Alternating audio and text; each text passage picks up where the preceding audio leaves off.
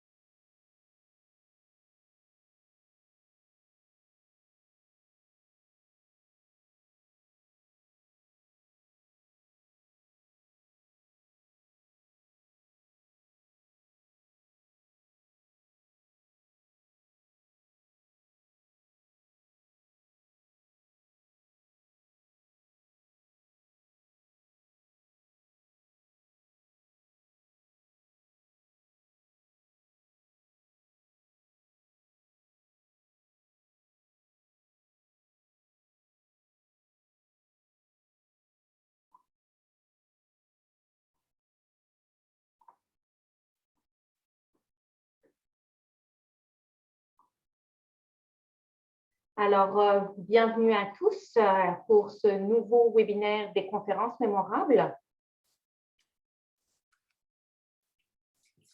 Attendez, je vois qu'il y a un petit écho de ce côté-ci. Ah, parfait.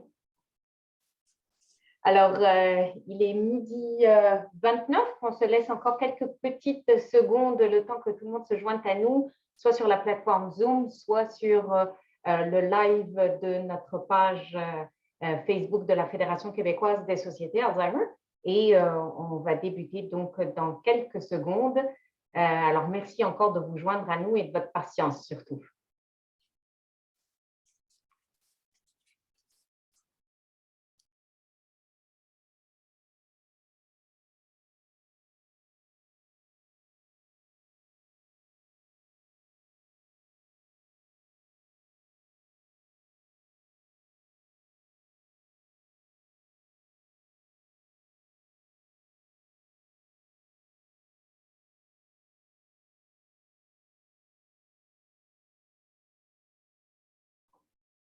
Excellent.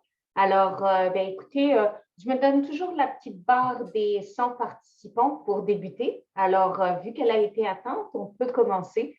Merci encore et bienvenue au nouveau webinaire des conférences mémorables. Alors, je me permets de me présenter.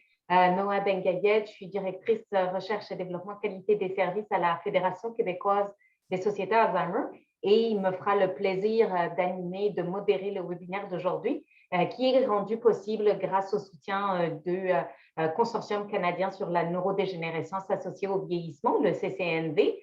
Alors, tout d'abord, permettez-moi de commencer un petit peu avec les questions de logistique et les détails techniques. Donc, le son est obtenu soit via votre ordinateur ou via le téléphone, avec donc les numéros à composer. Et puis, si vous êtes en mesure de me voir, de m'entendre, de voir notre conférencier et la présentation, c'est que vous êtes au bon endroit. Alors, dans le but de minimiser également les interférences, vous avez tous été mis en mode sourdine dès votre entrée dans le webinaire et on gardera également une période de questions-réponses à la fin de la présentation. Alors, n'hésitez pas pour ce qui est des problèmes techniques de la logistique d'utiliser le chat. Donc, en bas sur votre barre d'outils et pour les questions durant la période de questions-réponses à la fin, dans la boîte de Q&A ou QR, dépendamment si vous utilisez le français ou l'anglais. Alors, on a la chance aujourd'hui d'avoir un conférencier qui est bilingue.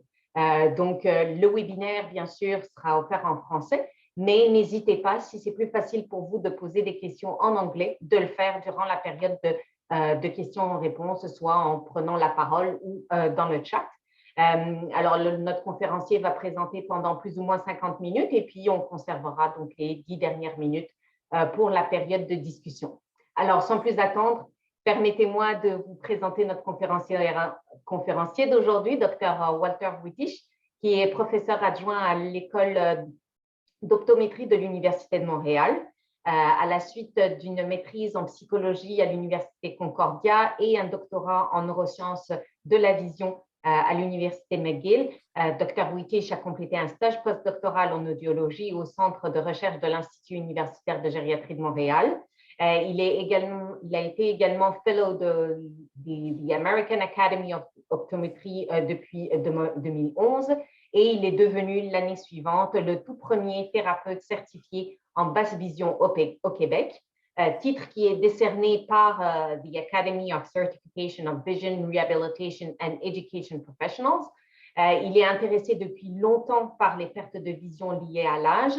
Il poursuit actuellement des recherches sur la double déficience sensorielle et la surdicécité. Son domaine de spécialisation comprend la psychophysique, ainsi que les approches médicales, psychosociales et de la réadaptation des déficiences sensorielles. Spécifiquement, il examine l'utilité, l'accessibilité et l'utilisation des aides techniques dans le but d'améliorer la qualité de vie et la participation sociale des aînés vivant avec une déficience sensorielle. Alors, merci beaucoup, professeur Wittich, d'avoir accepté notre invitation. La parole est à vous. Merci, Noa. Merci pour l'introduction et aussi un grand merci à la Société Alzheimer pour m'inviter de participer dans vos conférences mémorables. J'espère que ça va être mémorable pour toutes les bonnes raisons. Et voilà, aujourd'hui, on va parler de la vision, de l'audition et surtout de l'importance de la santé sensorielle, la santé visuelle pour le vieillissement cognitif. Je commence avec une déclaration importante. Je voudrais commencer par reconnaître que Montréal est situé sur les terres autochtones non cédées. La nation Kanien'kehá:ka est reconnue comme la gardienne des terres et des eaux sur lesquelles je me trouve aujourd'hui. Tiohtià:ke, communément appelé Montréal, est historiquement connu comme un lieu de rassemblement pour les nombreuses Premières Nations. Aujourd'hui, elle abrite une population diversifiée des peuples autochtones et autres, et je tiens à exprimer mon respect pour les liens continus avec le passé, le présent et l'avenir dans nos relations avec les peuples autochtones et autres aux soins de la communauté montréalaise. J'aimerais aussi brièvement mentionner mes petites divulgations financières. Je suis présentement subventionné par le Fonds de la recherche du Québec en santé avec une bourse qui subventionne une partie de mon salaire. Ça veut dire que je suis libéré de passer la grande majorité de mon temps de faire la recherche sur le vieillissement sensoricognitif. J'ai aussi des financements fédérales et nationales, mais aussi un peu de l'industrie. Ça, c'est surtout connecté à mes travaux dans le domaine des aides techniques. Sauf pour tout le contenu des présentations aujourd'hui, je n'ai pas de conflit d'intérêt à déclarer. C'est aussi le moment où je mets normalement ma petite mini-déclaration linguistique. Je suis immigrant de l'Allemagne. J'ai passé toute ma jeunesse en allemand. Quand je suis arrivé au Canada à l'âge de 20 ans, j'ai commencé de travailler en anglais pour à peu près 10 ans dans le Canada anglophone.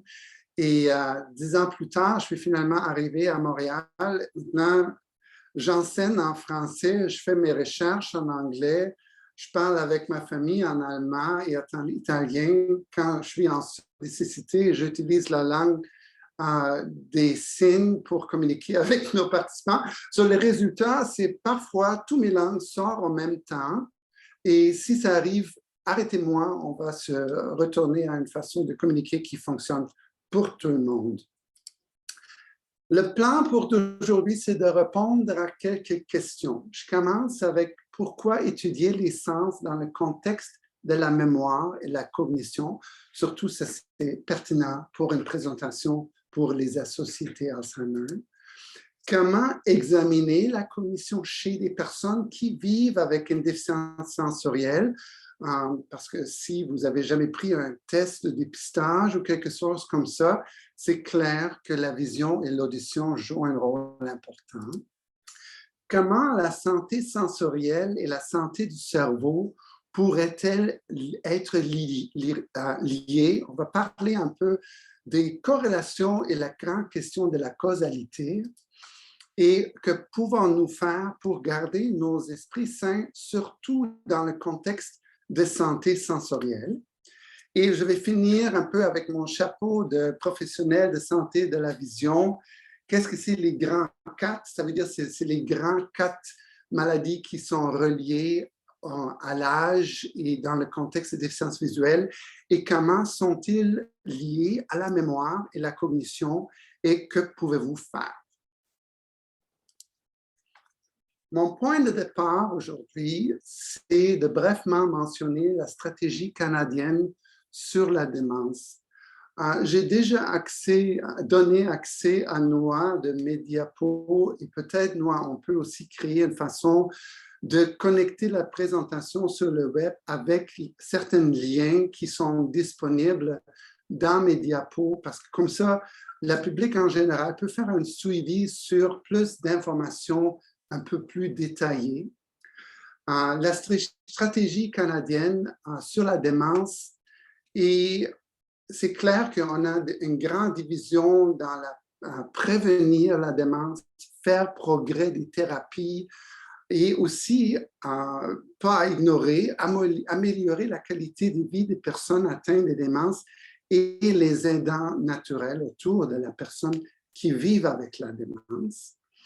Comme chercheur, j'ai trouvé ça très fascinant de regarder la stratégie parce que la recherche joue un rôle très central dans les efforts du Canada de gérer cette menace de la démence pour les années qui s'en viennent.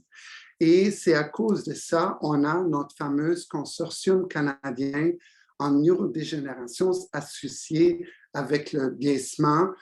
Vous avez eu déjà quelques présentations dans les mois passés d'autres membres de notre équipe. Tout le monde donne une autre perspective parce que c'est un peu ça le but de consortium, d'attaquer un peu cette menace de toutes les directions et la recherche est une grande partie. Je vous encourage de peut-être prendre le temps de regarder la stratégie et de trouver des parties qui sont probablement le plus pertinentes pour vous individuellement. Le consortium, le CCNV, est divisé en 20 équipes. C'est une grande équipe de plus que 350 chercheurs. On est sous-divisé en groupes de travail et je suis co-directeur de l'équipe 17 qui s'occupe de l'interface sensorielle cognitive. On s'occupe de toutes les recherches qui sont pertinentes à tes questions de vision, audition, mais aussi le odorat, par exemple. Tous les sens sont inclus, l'intégration de plusieurs sens au même temps. Et les membres de notre équipe sont bien distribués au travers de notre pays. Un de nos chercheurs, elle a maintenant déménagé en Colombie-Britannique. On a à peu près côte de côte représentées au travers de tout le pays. On a des gens qui se spécialisent dans la psychologie, l'audiologie. On a des membres de la communauté médicale, otorhinolaryngologie. Moi, personnellement, je travaille en réadaptation de la déficience visuelle et en orthophonie. On a des chercheurs qui travaillent dans l'intégration de tous les sens au niveau cerveau.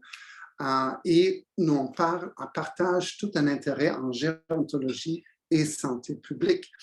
Ça nous donne aussi l'avantage de poser des questions un peu plus complexes et compliquées parce qu'on a plusieurs perspectives en même temps sur les mêmes aspects d'un projet de recherche.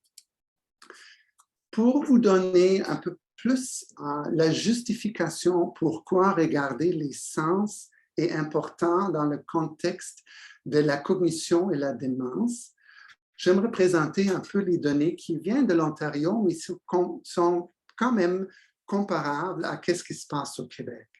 Ici, on a une distribution, comment les gens sont partagés en soins à domicile, et on a une proportion des gens qui reçoivent des services soins à domicile qui vivent sans déficience visuelle, auditive ou cognitive. La majorité de ce groupe, c'est des personnes avec des problèmes moteurs, mobilité ou des problèmes de déplacement, mais ils vivent quand même avec une bonne cognition, vision et audition. On a à peu près un tiers qui vivent avec une de ces types de déficiences, cognitive seulement, qui joue quand même un rôle important, ou seulement une déficience visuelle ou une déficience auditive. Mais la partie qui est vraiment pertinente pour notre équipe, c'est la grande proportion des gens qui vivent avec une déficience sensorielle et cognitive combinée. C'est à peu près de la moitié.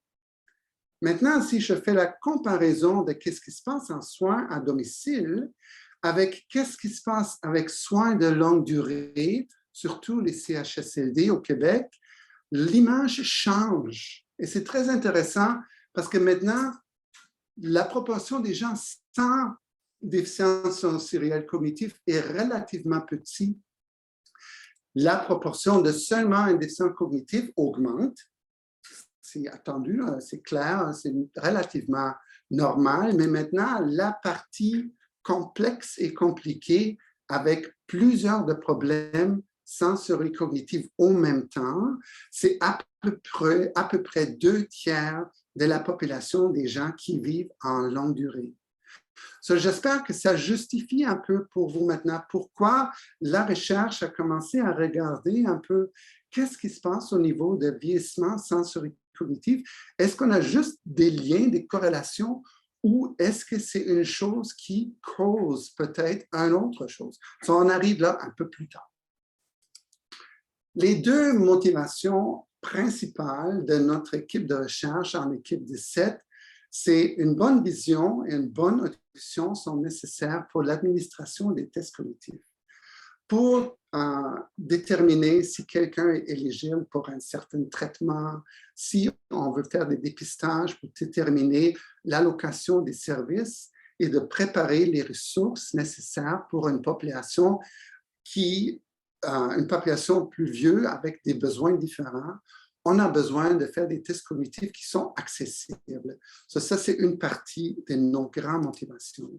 La deuxième partie, c'est le déclin de la vision et de l'audition a été aussi associé au déclin de la mémoire et d'autres fonctions cognitives. Ça explique un peu l'image avant que je vous donnais de 2/3 des personnes en CHSLD avec les deux problèmes. Mais quand même, c'est seulement une association. Et maintenant, nous, on a commencé à explorer, est-ce que je peux influencer un avec l'autre? Une des images relativement connues en recherche de la démence maintenant, c'est une publication qui est sortie il y a quelques années, qui a identifié, basée sur une revue de la littérature scientifique, les facteurs de risque qui sont modifiables de la démence. Ça veut dire que c'est les aspects où la personne elle-même peut avoir un peu de contrôle, peut-être, d'influencer leur probabilité de développer la démence. Sauf encore, je mets ici, c'est basé sur des corrélations, ce n'est pas toujours une preuve que ça va causer ou ça va protéger au niveau de l'individu. So, gardez cette information un peu dans le contexte qu'on travaille encore sur cette idée si on a une causalité. Certains aspects qui sont très connus, que je trouve intéressants, c'est tôt dans la vie, le niveau de l'éducation, ça joue un rôle sur la probabilité de développer la démence plus tard. So, plus d'éducation, c'est toujours une bonne idée. Mais la partie qui était vraiment surprenante pour la grande majorité des professionnels, c'est la déficience auditive était le facteur le plus large qui était relié avec un développement de la démence plus tard dans la vie. Surtout si c'était une déficience auditive au milieu de la vie et l'association avec une perte cognitive plus tard dans la vie. Une autre chose qui était vraiment fascinante pour moi comme professionnel en déficience visuelle, c'est la vision. Et la déficience visuelle n'apparaît pas dans cette liste et ce tableau. Et j'ai contacté l'auteur de cette étude et elle m'a donné un peu d'informations fascinantes. Cette graphique est basée sur une revue de la littérature qui existe présentement et on a très peu des études qui étudient ce facteur de risque relié à la vision. So, ça a commencé une vague de recherche dans la communauté de déficience visuelle pour explorer si nous, on peut contribuer à la prochaine revue des facteurs modifiables pour déterminer si la vision joue un rôle assez fort, parce que présentement, c'est exclu seulement à cause de l'absence de la recherche. Nos objectifs dans notre équipe, la fameuse équipe de 7, c'est de rendre les tests cognitifs aussi accessibles que possible aux personnes qui vivent avec une déficience sensorielle. Nous, on veut mieux comprendre comment le vieillissement sensoriel et le vieillissement cognitif sont liés et finalement explorer comment nous pouvons protéger la cognition en améliorant la fonction sensorielle. Pour ce premier objectif, j'ai décidé de vous donner un exemple peut-être un peu extrême, mais quand même, ça fait le point de pourquoi les tests cognitifs accessibles sont essentiels. Il y a quelques années, c'était avant la pandémie, j'ai reçu un appel de quelqu'un qui m'a rapporté que le Montreal Cognitive Assessment, qui est un outil de dépistage pour une déficience légère en cognition, était administré à une dame de 92 ans qui elle a présenté avec une basse vision et une déficience auditive modérée. Elle a échoué au test. Et ce résultat est utilisé dans le cadre du procès pour la déclarer incompétente et pour transférer sa représentation légale à son fils, le fils le plus vieux. Le problème ici, c'est clair, l'accessibilité de ce test pour quelqu'un qui a une vision réduite, une audition réduite, est questionnable parce que le test au complet, on a besoin d'avoir un certain aspect de vision pour reconnaître les images, pour faire des dessins. Et aussi, l'administration du test est complètement verbale. Ça veut dire que quelqu'un va parler avec la personne qui prend le test. Une fonction visuelle et une fonction auditive est essentielle pour démontrer idéalement le niveau cognitif qui est présent. Mais avec quelqu'un qui a des problèmes sensoriels, maintenant, je suis dans cette zone grise. Est-ce que le problème avec le test est basé sur la déficience sensorielle et la personne n'a pas vu ou n'a pas attendu? Ou est-ce que le problème avec le résultat est vraiment un problème cognitif? Et ce chevauchement est difficile à découvrir. Un travail qu'on a fait dans notre équipe, c'est qu'on a créé une version, le MoCA aveugle, ça veut dire que c'est une version de même test, maintenant sans besoin d'avoir des images, sans la nécessité de voir quelque chose ou faire les designs. Ça change le test, ça c'est clair. Ça veut dire, nous, on a besoin de redévelopper une façon d'interpréter les scores et de valider cette nouvelle version. En parallèle, par exemple, ça existe aussi une version de MoCA qui est présentée en format PowerPoint avec des diapos, avec des instructions écrites pour les personnes sourdes. Comme ça, il peut compléter le MoCA sans avoir besoin d'entendre les instructions.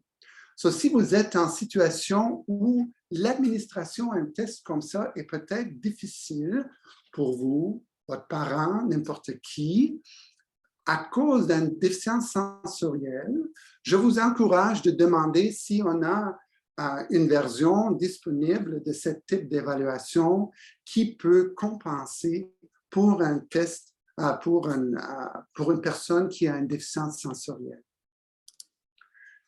Dans ce contexte-là, je vous invite aussi, ça c'est un autre lien, vous pouvez accéder peut-être plus tard juste pour vous faire rire, mais je trouve ça toujours fun de trouver des exemples où on peut démontrer l'importance des jouets pour enfants, surtout dans le développement cognitif. Si vous avez jamais pris un avion, on a toujours quelqu'un qui essaie de mettre sa valise en haut dans les espaces qui sont évidemment trop petits. Ce jugement, c'est une tâche cognitive quand même. Hein? On a besoin de découvrir comment ça fonctionne et on a eu des petits jouets pour enfants qui nous donnent ce type d'information, comment mettre le rond dans quelque chose qui est rond, comment mettre le triangle dans le trou triangle. Mais cette idée de la formation de la cognition spatiale, on utilise par exemple aussi avec des personnes sourds-aveugles. Et maintenant, on peut faire une évaluation cognitive de la mémoire spatiale, de reconnaître des objets, des formes, reconnaître quel doigt est indiqué, par exemple. C'est des petits tests cognitifs qui sont administrables à quelqu'un sans vision, sans audition, et on travaille toujours sur le développement des nouvelles façons d'évaluer la capacité cognitive pour tout le monde, n'importe quel niveau de leur capacité sensorielle. Un autre exemple que je trouve toujours très intéressant, on a des tests d'intelligence, par exemple, avec des petits cubes qui sont blancs et rouges, et le participant est présenté avec une image de recréer une certaine façon d'arranger les boîtes. Mais ça veut dire que la personne a besoin d'avoir une vision assez bonne pour voir les cubes. Et voilà, ça existe une version des cubes tactiles avec des textures différentes. Et on peut maintenant présenter une image à recréer avec des petits mini-cubes. Mais maintenant, la différence entre les cubes est tactile parce que c'est seulement la texture. Et on peut éviter le besoin de la vision pour évaluer qu'est-ce qui se passe au niveau du cerveau. Comme j'ai dit, si vous avez quelqu'un avec une déficience sensorielle, demandez si on a des alternatives d'évaluation parce que ça vaut la peine. On peut éviter des problèmes de seulement détecter un problème sensorielles qui causent de l'interférence avec le test de cognition. La prochaine question maintenant, comment la santé sensorielle et la santé du cerveau pourraient-elles être liées? On a plusieurs options et quel est ce petit diable qui peut causer les problèmes sensoriels et cognitifs? Et on va faire comme un mini survol de comment ça fonctionne. Le premier, c'est la raison de la cause commune. Je peux utiliser un exemple comme le vieillissement. Peut-être le vieillissement en général ou la fragilité en général, mais ça peut être aussi une maladie ou peut-être une réaction négative, une allergie contre un médicament ou quelque chose peut causer des changements dans le domaine sensoriel et cognitif au même temps en parallèle. Ici, ce n'est pas la déficience sensorielle qui cause le déficit cognitif. Les deux apparaissent en même temps, mais pour une troisième raison présentement inconnue. Une deuxième façon de regarder ça, c'est la raison de la perte d'information. Si vous êtes en présence d'une perte sensorielle, ça va réduire l'information qui peut rentrer vers vos oreilles, vers vos yeux, dans le cerveau, et ça va causer des problèmes immédiats avec les tâches cognitives parce que vous n'avez pas toute l'information que vous cherchez ou que vous pouvez avoir idéalement avec une bonne vision, une bonne audition. Similaire, la raison de la cascade sensorielle utilise la même logique d'une perte sensorielle qui cause des difficultés cognitives, mais maintenant à long terme.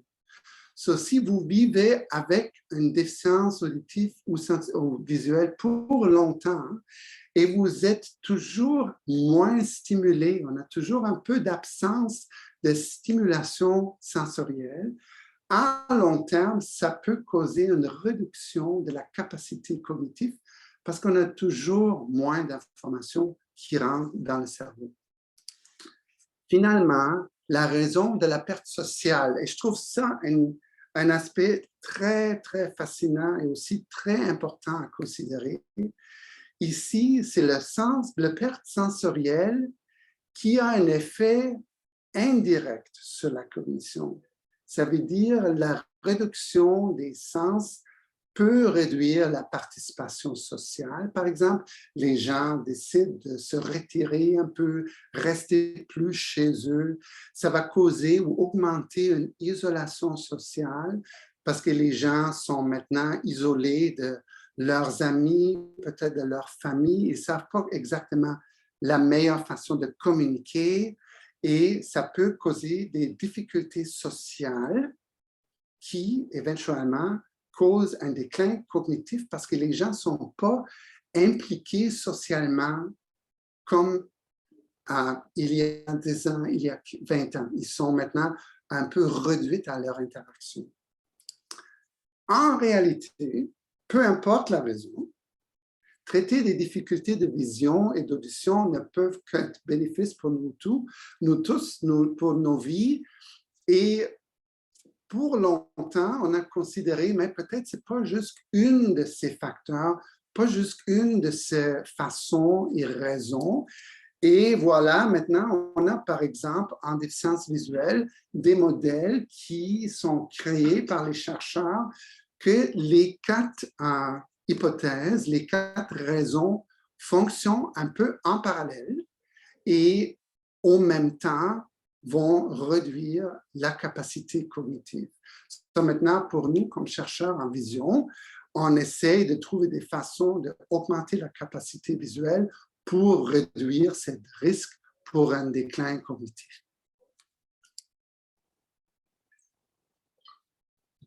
Bon, que pourrons-nous faire pour garder notre esprit sain surtout, comme toujours maintenant, dans le contexte déficience auditive et visuelle, notre équipe considère et essaie toujours de considérer les trois en même temps et quel est leur effet sur la cognition, la vie sociale et aussi la physicalité de la personne. Et on a trois recommandations pour vous aujourd'hui qui sont relativement faciles à considérer pour garder votre esprit sain. Le premier, soyez actif mentalement, je pense que ça fait du sens, pour garder le cerveau en bonne forme. Soyez actif mentalement. Soyez actif physiquement. Je pense que vous avez déjà eu une présentation dans le mois de février, il y a quelques semaines, d'un de mes collègues sur l'importance du cardio et de l'exercice physique sur la santé mentale. Et une autre partie à considérer, c'est de soyez actif socialement. Comme j'ai dit, nous, on considère ça toujours dans le contexte de la vision et de l'audition parce que rester actif dépend aussi sur la vision et de l'audition toujours. Qu'est-ce que ça veut dire? Être actif mentalement. J'ai beaucoup de clients, des participants aussi en recherche. Ils me parlent de leur activité pour rester actif avec des sudoku, des mots croisés, la lecture.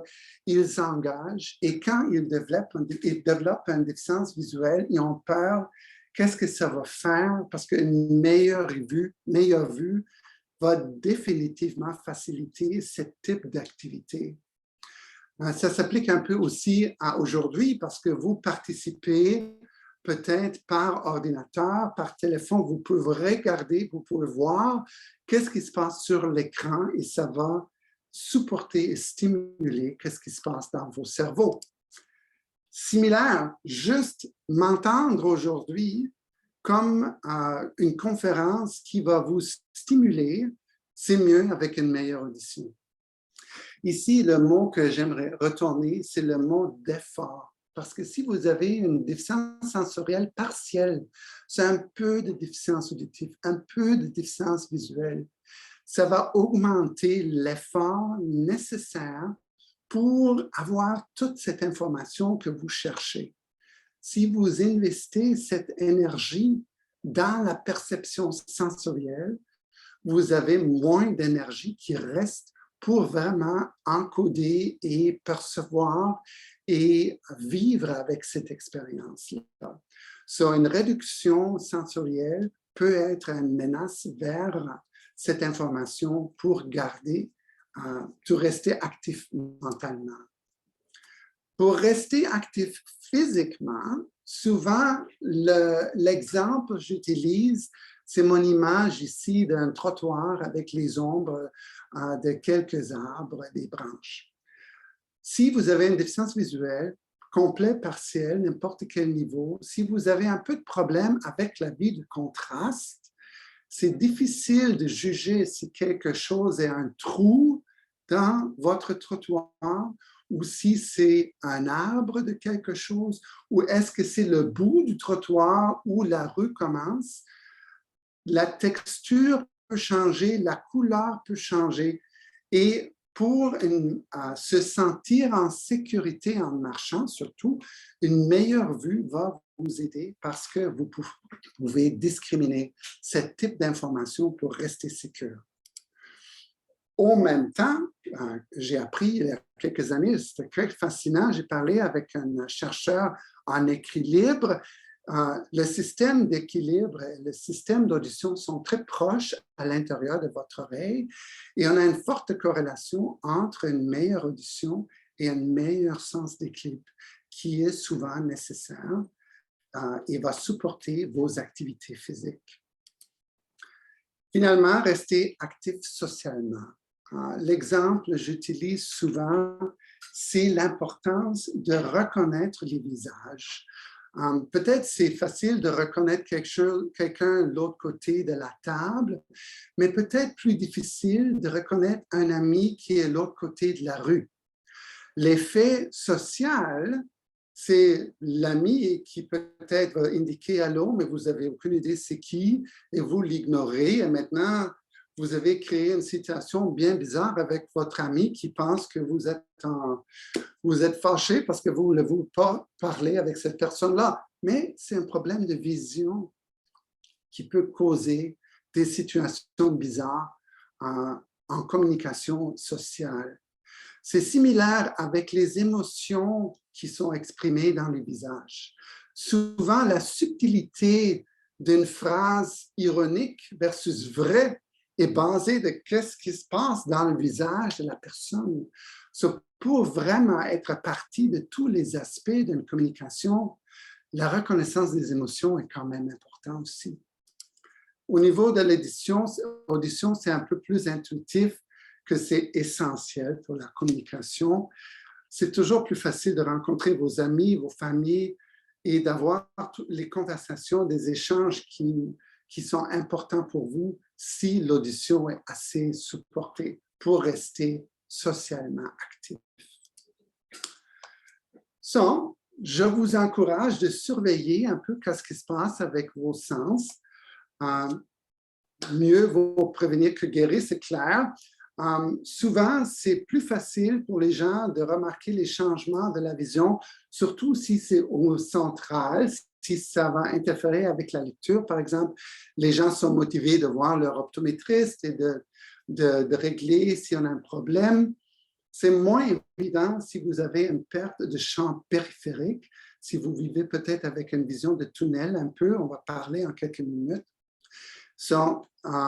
Et souvent, c'est un peu plus difficile au niveau de l'audition parce que la déficience auditive se développe lentement, souvent avec les années, des petits mini-changements qui ne sont pas toujours évidents et on peut toujours augmenter le volume de la télé un peu.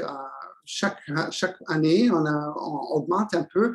La seule personne qui sait qu'on a un problème avec l'audition, c'est le voisin qui maintenant savent exactement qu'est-ce qui se passe dans l'appartement à côté parce que tout est à haut volume. J'aimerais passer un peu plus de temps avec qu'est-ce qu'on appelle les grands 4. C'est des 4 déficiences visuelles, les 4 maladies le plus fréquent chez les personnes âgées et comment ils sont reliés à la vision et à la cognition et quoi faire avec. On va parler des cataractes, le glaucome, la dégénérescence maculaire et l'IH et la rétinopathie diabétique. Qu'est-ce que c'est la cataracte? À l'intérieur de votre œil, la lentille est un système complètement fermé. La lentille ne change pas du tout. Pendant votre vie, vous êtes né avec une lentille idéalement complètement claire. Mais ça veut dire aussi, avec le vieillissement, si on a des cellules à l'intérieur de la lentille qui sont mortes ou qui changent forme ou changent couleur, ils restent dedans parce que c'est un système fermé. Ça veut dire avec l'âge, la lentille peut devenir un peu plus opaque et peut changer couleur un peu. Et ça va réduire la vision avec du temps. Les symptômes, c'est surtout une vision un peu floue, peut-être. Souvent, c'est clair pendant la nuit. Si vous conduisez une voiture, vous avez plus de sensibilité à l'éblouissement si on a des voitures qui viennent en contre-direction. Et la bonne nouvelle, surtout au Québec, on a des options de traitement gratuits parce que la chirurgie de cataracte est relativement accessible et payée par un CU. C'est clair que vous avez besoin d'avoir un diagnostic et tout ça, mais c'est réversible. La chirurgie, ça veut dire la lentille originale est enlevée et remplacée avec une nouvelle lentille en plastique. Le lien entre la cataracte et le cerveau, j'ai trouvé très intéressant parce que le cataracte lui-même n'est pas vraiment relié aux santé de cerveau, mais les cataractes peuvent faire croire aux gens que vous avez des problèmes de mémoire. J'ai eu des rapports des familles qui pensent, par exemple, que grand-papa, grand-maman, là, on a des problèmes parce qu'ils ne s'occupent plus vraiment de leur maison. Tout est un peu sale, on a des taches partout, c'est pas bien nettoyé. Peut-être, ils ne sont pas vraiment en contrôle de leur façon de garder leur maison. Peut-être c'est le temps de penser des alternatives. On arrive avec une chirurgie de cataracte, la vue est claire et grand-papa, grand-maman réalisent que c'est un peu sale partout parce que jusqu'à maintenant, ils n'ont pas vu. Ce n'est pas un problème de mémoire qui est peut-être la conclusion de la famille, mais c'est un résultat d'une vision réduite. Je vous encourage surtout de parler à vos professionnels de soins oculaires. De ma perspective, un optométriste est toujours un bon point de départ pour avoir des examens de la vue, détecter est-ce qu'on a des cataractes à régler et si oui, d'avoir une référence vers une chirurgie de cataracte. Parce que c'est une intervention très courte et avec très peu de risques. Le glaucome, qu'est-ce qui se passe au glaucome? L'œil est vraiment dans un fond complètement rond. La cause pourquoi l'œil reste rond comme ça, c'est parce qu'on a un liquide à l'intérieur sur un certain niveau de pression pour garder le tissu rond. Sauf, c'est bien possible avec le vieillissement que le mécanisme qui garde la pression stable commence aussi à vieillir et le résultat peut être que la pression à l'intérieur de l'œil est un peu trop haut. La pression va pousser en arrière sur le nerf optique parce que c'est la partie la plus fragile de l'œil et ça peut causer les cellules à l'intérieur du nerf optique à mourir. Le symptôme principal, c'est une réduction de champ visuel où les gens vivent un peu comme une vision de tunnel. Tout au milieu, ça va bien, mais on commence à perdre des trucs dans la périphérie. Aussi, un effet fonctionnel qui vient avec, c'est des problèmes de déplacement. Parce que maintenant, si vous traversez votre salon, mais vous avez une petite mini-table de café, peut-être vous frappez la table parce que c'est à l'extérieur de champ visuel maintenant. Ou vous frappez des trucs quand vous passez une porte, un cadre de porte, parce que peut-être vous avez une réduction de votre champ visuel et vous n'avez pas vu le cadre de la porte. À l'envers, c'est aussi bien possible que vous n'avez aucun symptôme parce que le glaucome arrive sans douleur. Et on peut avoir un glaucome très avancé sans jamais avoir une expérience de douleur. Pour le glaucome, c'est très établi maintenant d'avoir un lien avec la démence et la mémoire, surtout un risque accru de démence, parce que le nerf optique est considéré partie d'un système nerveux et des changements dans le nerf optique sont corrélés avec les changements au niveau du cerveau.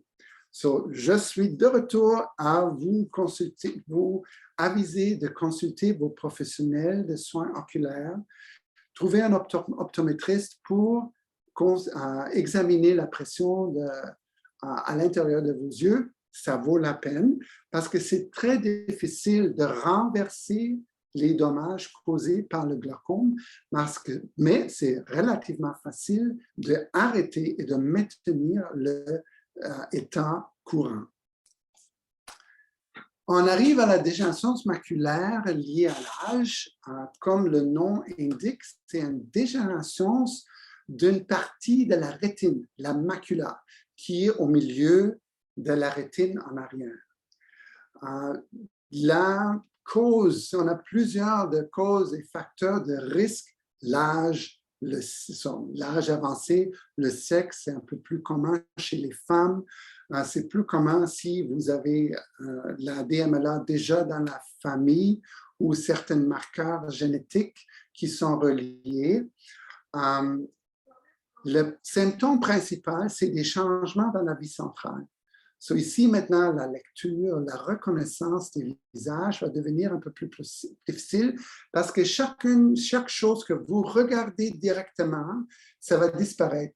Pour voir quelque chose plus clair, vous avez besoin de rediriger pour bouger cette région avec une dégencience et vous regardez un peu en périphérie et comme ça, vous pouvez voir. La bonne nouvelle, vous n'êtes jamais aveugle, sauf la partie qui est responsable pour le détail. C'est ça où on a des problèmes. On a deux variables risque facteurs qui sont modifiables. So, j'encourage toujours les gens de porter des bonnes lunettes de soleil. Ça vaut la peine, surtout à long terme, et d'arrêter à fumer parce que ça joue un rôle important. On a des options de traitement. Ça dépend un peu quel type de dégénérescence maculaire vous avez, mais on a des injections, on peut faire un peu de prévention avec des suppléments de vitamines et on a toujours la possibilité de la réadaptation en basse vision, la réadaptation d'excellence visuelle qui peut réduire la fonctionnalité, la capacité de faire des trucs, lire, regarder la télé, déplacer, aller à magasiner, cuisiner, toutes les activités quotidiennes. C'est bien possible avec la dégénérescence maculaire, mais on a besoin parfois d'apprendre d'autres alternatives de les faire. La raison pourquoi je parle de la DMLA dans le contexte de la démence, c'est parce que les symptômes de la démence et les symptômes de la DMLA, la dégénérescence maculaire liée à l'âge, sont quand même très similaires. C'est des symptômes de dépression, d'anxiété, une perte d'intérêt des activités, surtout des activités loisirs, et le trouble du sommeil. So, comme clinicien, j'essaie toujours d'investiguer un peu est-ce qu'on a la DMLA, est-ce qu'on a la démence, est-ce que les deux jouent ensemble, est-ce qu'ils sont présents au même temps?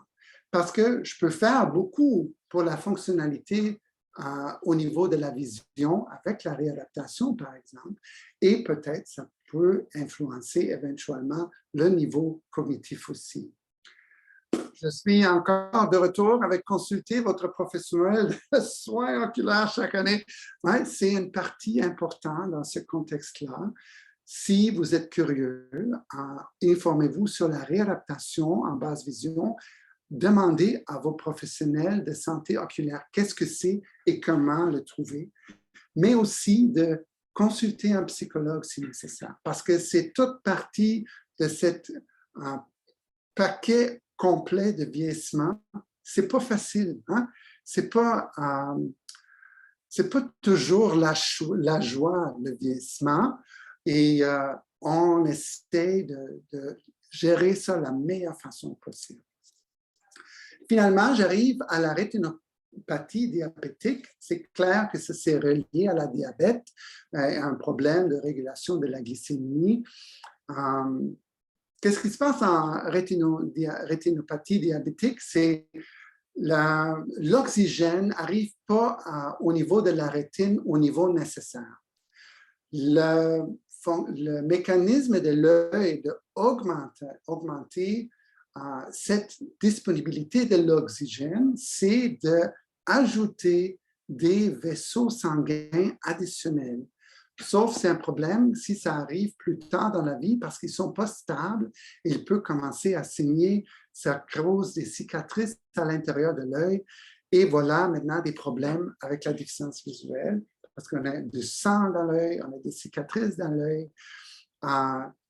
Et ça explique aussi un peu pourquoi la vision est un peu fluctuante en rétinopathie diabétique parce que peut-être on a des phases plus pires, des phases moins pires, des périodes où quelqu'un peut gérer leur diabète un peu plus mieux, où on a des phases quand ça ne fonctionne pas vraiment et la vision peut changer et ou rester un peu floue.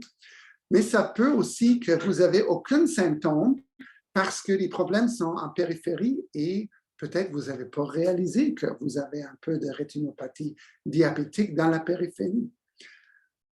Option de traitement, c'est très clair. Toujours, contrôle de la diabète, c'est le point de départ.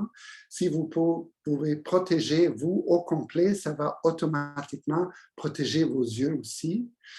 Si on a des problèmes, on a des injections qui existent et aussi certains traitements de laser.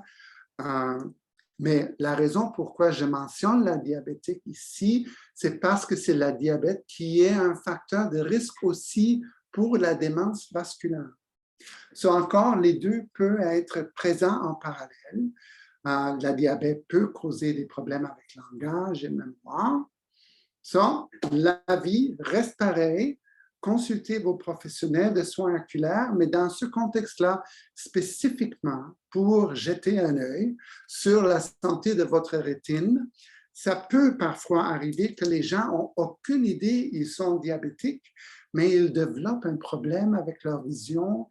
Et la diagnostic de la rétinopathie diabétique est le début de leur aventure de gérer leur diabète et c'est la diagnostic initiale. Vos professionnels de soins oculaires peuvent vous aider. Que pouvez-vous faire? Comme j'ai dit, vous avez plus tard accès à tous les liens ici dans ma présentation.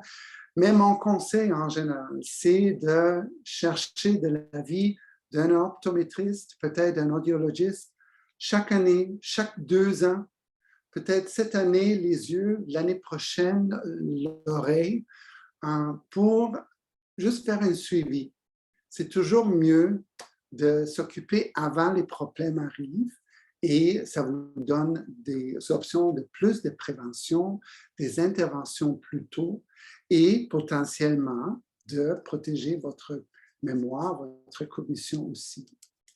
Mieux vaut prévenir que guérir, c'est clair, parce que, par exemple, dans nos recherches, on a déjà établi que les déficiences auditives et cognitives augmentent le risque d'admission en soins de longue durée.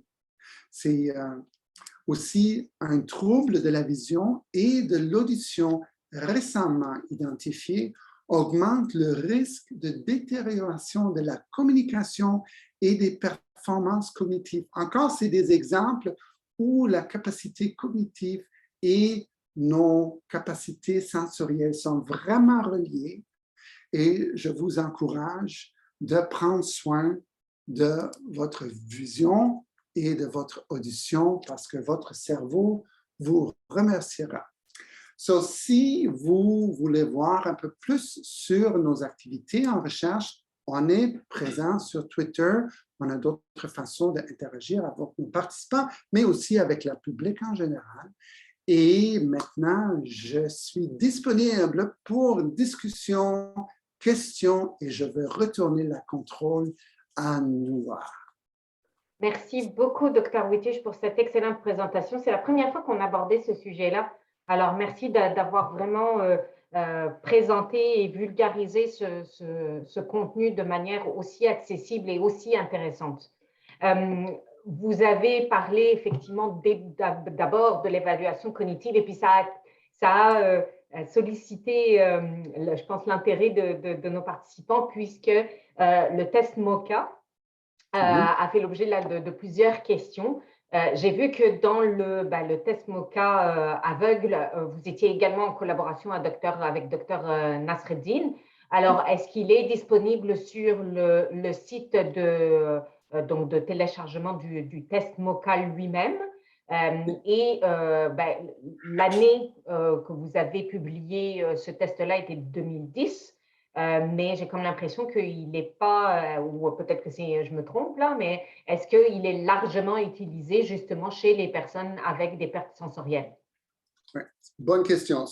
La collaboration avec Dr. Nasreddine, c'est vrai, ça dure de longtemps quand on a développé ce test. Et oui, il est inclus dans toutes les ressources qui sont disponibles sur moca.org et sa site web. On a aussi, c'était la première façon de travailler avec une version aveugle. Depuis 2010, on a aussi autres équipes de recherche qui ont développé autres versions encore plus courtes, encore plus condensées, et on essaie de créer toujours la meilleure façon aussi qui est facile à administrer pour sauver du temps. Si vous avez jamais eu un rendez-vous médical, toujours, c'est le temps qui compte, hein, parce qu'on a besoin de mettre le plus possible dans très peu de temps. La deuxième partie de votre question est très intéressante parce que oui, ça existe de longtemps. Est-ce que c'est connu? Malheureusement, ce n'est pas assez connu. Je me trouve souvent avec mon petit mini-drapeau d'accessibilité pour distribuer ce type d'informations. Quand les gens réalisent que ça existe, ils sont toujours très intéressés. J'ai réalisé que dans la communauté des professionnels de déficience visuelle, maintenant c'est relativement connu parce que on a le mot aveugle dans le titre. Mais pour des professionnels en gérontologie, en gériatrie en général, le domaine sensoriel, ça a juste commencé maintenant, lentement, d'avoir un peu plus de momentum. Et j'ai reçu plus de courriels, plus d'échanges. Et oui, ça commence à arriver. D'où l'importance de le présenter effectivement aussi aujourd'hui. On a plusieurs professionnels là qui sont connectés. Alors, je pense que il faut passer le message. Justement, dans la revue de la littérature qui est publiée aux 2-3 ans là, par The Lancet, le facteur de risque qui est associé avec un pourcentage le plus élevé, c'est la perte d'audition. Oui. On parle beaucoup des facteurs de risque associés aux maladies cardiovasculaires, diabète, hypertension, tabagisme, sauf que la perte d'audition à elle-même représente un 8%. Comment est-ce que vous expliquez en fait ce discours peut-être qui va à l'encontre des chiffres où oui, combiné, il compte pour beaucoup, mais la perte d'audition à elle seule, c'est le facteur de risque le plus important. Et pour continuer aussi là-dessus, oui, certes, la perte visuelle n'est pas mentionnée dans ce schéma-là, mais d'après vous, quel serait le pourcentage qui y serait associé? Partie 1, les fameuses 8% de l'audition. Je pense, on a eu une publication il y a quelques années d'un audiologiste de Toronto qui parle d'un modèle de effort, le modèle Fuel. Et le modèle Fuel parle de 3 facteurs. Si vous êtes engagé dans une activité, vous avez besoin d'avoir une certaine motivation d'engager dans l'activité. En même temps, si vous avez une déficience auditive, vous avez besoin d'investir un certain niveau d'énergie dedans. Et éventuellement, si votre motivation n'est pas assez haute et le défi est trop large, vous allez abandonner l'activité. Dans le contexte déficience auditive, s'engager avec quelqu'un, comme notre discussion jusqu'à maintenant, si c'est trop difficile et je n'ai pas de support et je n'ai pas de motivation, je vais fermer l'écran si j'entends rien. Mais si je suis motivé et j'ai le support, je vais mettre un certain niveau d'effort dedans. Mais cet effort est automatiquement soustrait de toute l'énergie qui reste pour le cerveau pour traiter cette information-là. Si tout est indiqué, si je passe tout mon effort à entendre qu'est-ce qui se passe avec les instructions de mon cœur, je ne me souviens plus de 5 mots que j'ai besoin à mémoriser parce que toute l'énergie est rentrée dans un visage, rose, truc, chose. Mais maintenant, c'est juste attendre, mais ce n'est pas encodé parce que le cerveau était débordé au niveau de cet effort-là. Je pense que les 8%, c'est probablement très relié à cette idée d'effort cognitif. Pour la deuxième partie de la question, où placer la vision? C'est la question clé. Et probablement, ce n'est pas le même niveau que l'audition. Mais on a d'autres facteurs comme l'activité physique qui jouent des petits rôles. Je présume que la vision peut-être se trouve au niveau un peu similaire, comparable. La partie qui m'intéresse le plus au niveau de la réalisation de nos recherches, c'est la combinaison. Une déficience auditive toute seule, ça arrive presque jamais. On a un peu d'arthrite, un peu de ci, un peu de ça. Comment ils commencent à interagir?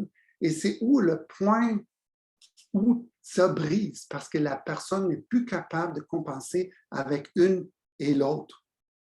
Ça, stay tuned, on n'est pas encore là, mais bientôt, j'espère. Merci.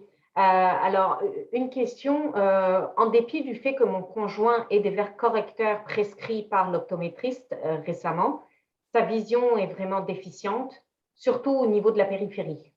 Serait-ce lié à la maladie à corde de Lewy dont il est atteint? Désolé, je ne suis pas exactement clair sur quelle est la question.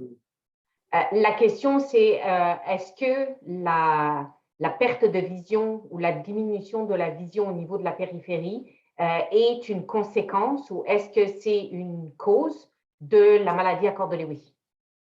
De la maladie? À corde de Lewy, the Lewy body dementia? Ah, désolé, ça c'est une bonne question pour un neuropsychologue. Comme professionnel de vision, je ne suis pas assez fort dans ce domaine-là. Alors, vous avez aussi mentionné le fait, cette différence en fait entre les pertes sensorielles associées à une perte cognitive lorsque c'est présent à domicile versus les centres d'hébergement. Donc, vraiment au début de votre présentation, on mise beaucoup, nous, au niveau des sociétés Alzheimer, à sensibiliser aussi les comportements associés aux troubles neurocognitifs avec justement les pertes auditives et visuelles. Puis, ce qu'on insiste beaucoup, c'est soyez sûr que la personne porte ses lunettes, qu'elle a son appareil auditif, parce que comme vous l'avez très bien illustré, les problèmes de compréhension, les problèmes d'anxiété, les problèmes de comportement, finalement, peuvent tout simplement survenir parce qu'on a une mauvaise perception ou une perception qui est altérée de l'environnement dans lequel on est. Maintenant, comment ça se fait que justement ce genre de message-là ne soit pas encore plus véhiculé dans les centres d'hébergement, sachant que, comme vous l'avez très bien illustré, le 2/3 des personnes en résidence de longue durée ont ces deux problèmes conjointement. So, je vais mettre un peu pour un moment mon chapeau personnel parce que je suis aussi aidant naturel à ma belle-mère qui vit avec nous avec la démence.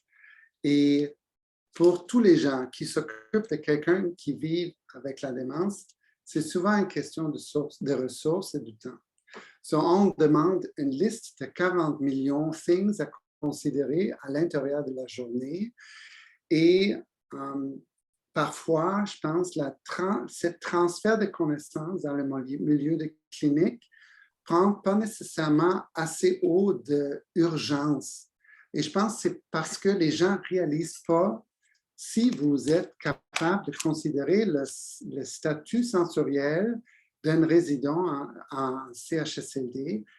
En théorie, ça peut réduire votre fardeau de travail. Parce que si vous servirez le lunch, la personne n'a pas vu que c'est là. Si c'est servi juste avec une petite mini-touche sur la main, vous attirez l'attention vers l'assiette. Ça va faciliter l'interaction avec le résident. Si vous avez besoin de répéter la même information 4 fois, ça vous coûte du temps. Mais si vous savez déjà comment attirer l'attention avant vous commencez à parler, ça va réduire le temps nécessaire pour rendre le service. Si c'est quelqu'un qui est anxieux parce que les gens apparaissent de rien, parce que leur vue périphérique est perdue, ils vont seulement voir les gens quand ils sont déjà là. Ça va causer un niveau d'anxiété, mais je peux l'éviter si on peut trouver une alternative de s'introduire tactile ou autrement. So, c'est des trucs, on fait beaucoup de travail et on fait de sensibilisation. C'est clair, ça va prendre du temps, mais aujourd'hui, c'est un bon exemple pour lancer cette idée. On a quelque chose à gagner si j'investis le temps d'en savoir qu'est-ce qui se passe au niveau de la vision et de l'audition. Excellent, merci beaucoup. J'ai également une question par rapport à la revue de la littérature, justement sur les facteurs modifiables. Donc, je pourrais la partager également. Donc, c'est la revue de Livingston en 2017 et par la suite, elle a été mise à jour en 2020. Donc, je pourrais partager ça avec vous par la suite. C'est un commentaire là.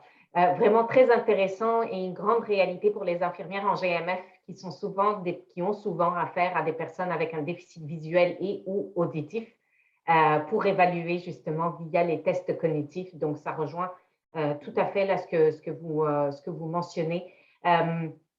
Vraiment, je pense que là, le mot d'ordre aussi, c'est de ne pas laisser, de ne pas attendre vraiment de voir un optométriste, un orthophoniste, une personne au niveau de l'audio, un audio, vous l'avez mentionné, là j'ai perdu le mot là, pour les problèmes auditifs, pour justement s'assurer que ces facteurs de risque sont déjà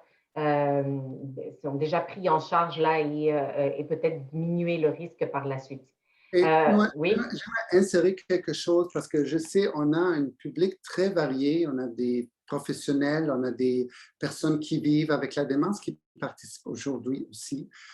Et si vous pensez de ce contexte sensoriel dans la vie démence, c'est souvent, on peut faire des divisions un peu de qu'est-ce qu'on peut faire au niveau de prévention, parce que c'est un autre public. C'est les gens qui s'occupent de quelqu'un, mais aussi qui ont besoin de s'occuper d'eux-mêmes. La prévention, c'est une chose. Et comme j'ai dit, consultez vos professionnels parce que c'est toujours une bonne idée. Quand ça arrive, on a des façons de gérer la déficience auditive et ou visuelle. J'encourage les gens d'explorer la réadaptation parce que la réadaptation va augmenter le niveau de capacité fonctionnelle. Et c'est cette partie de capacité fonctionnelle qui peut changer les vies des gens qui vivent avec la démence. So, ça, c'est, est-ce que c'est avant? Est-ce que c'est pendant? Non, est-ce qu'on est maintenant peut-être dans un état plus tard de l'avancement de la démence? Encore, la vision, l'audition reste important parce que si vous voulez connecter avec cette personne-là, ce n'est pas juste une question si on a des moments clairs, mais on a aussi besoin de reconnaître qui est là et de faciliter la communication. Tout à fait. Vous avez mentionné que pour le glaucome, parfois, il n'y avait pas de symptômes, que la personne ne ressentait pas de douleur. Oui. Comment se fait alors à ce moment-là le diagnostic? So, la partie la plus importante au niveau de détection de glaucome, ce n'est pas quelque chose que vous pouvez faire vous-même.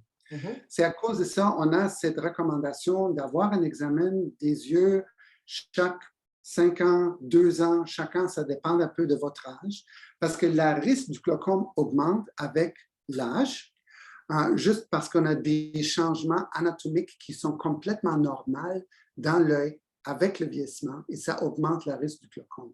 Ça, c'est quelque chose que vous ne pouvez pas faire ou savoir. On ne peut pas pousser sur l'œil, ah, ça a l'air glaucome. Non, vous avez besoin de quelqu'un qui regarde à l'intérieur.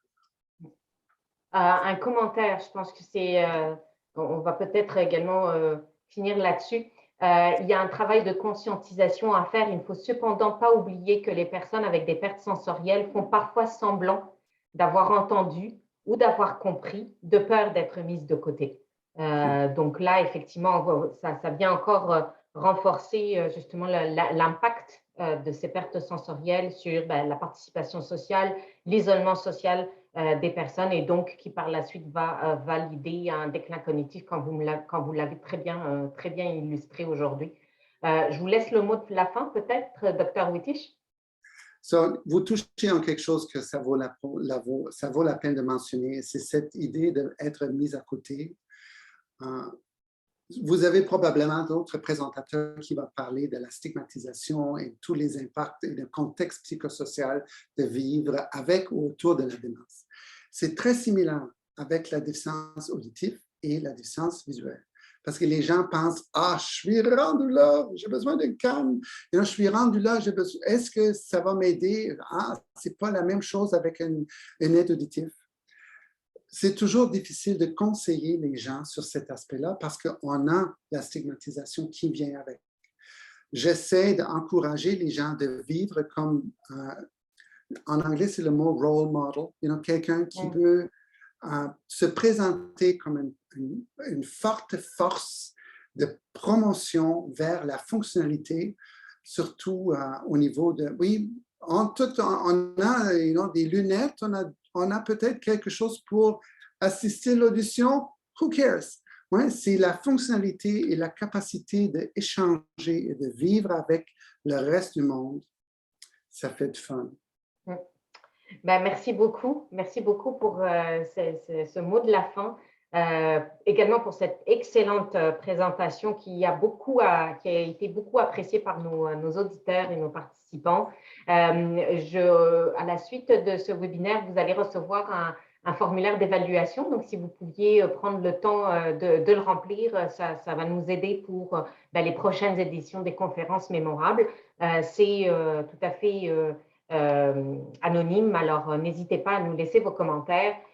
Également, le prochain webinaire va avoir lieu le 6 avril prochain. Donc, si vous n'êtes pas déjà inscrit, n'hésitez pas à le faire. Il sera présenté par Dr. Yves Couturier, qui est professeur titulaire à la Faculté des Lettres et des Sciences humaines et l'École de travail social de l'Université de Sherbrooke. Et il va notamment nous présenter en fait les résultats et puis comment instaurer le changement dans les centres d'hébergement de longue durée, avec notamment l'initiative Opus AP.